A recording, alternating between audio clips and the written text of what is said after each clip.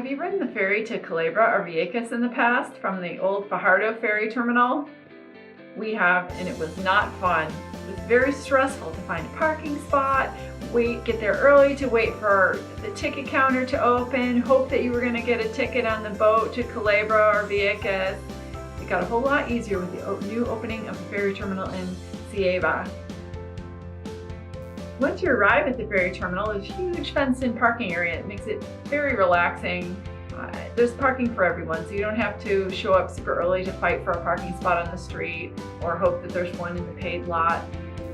With your tickets in hand, you head over to the covered waiting area. It's under a new white big top, all completely in the shade, which is a total change from the Fajardo method of queuing up on the street in the sun.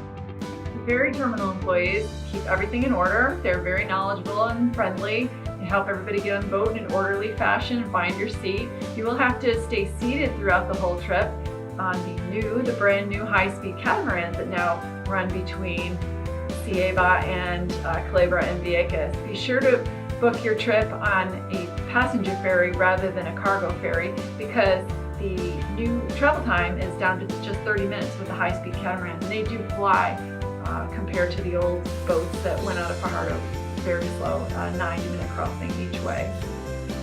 Don't forget to take something for motion sickness if you are at all prone to motion sickness.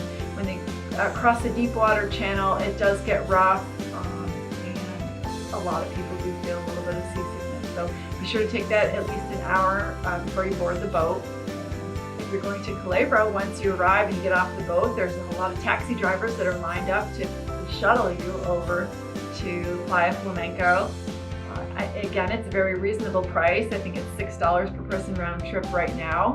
There is a new fee to get into the beach at Playa Flamenca. It's $2 per person. Now, this is a change since the last time we visited, but all in all, it's a very reasonable day, and especially when you compare it to the cost of flying to the island. Now, one thing be sure to pack is plenty of water and your sunscreen. You will burn incredibly quickly down there at latitude 18 degrees. Welcome to Culebra.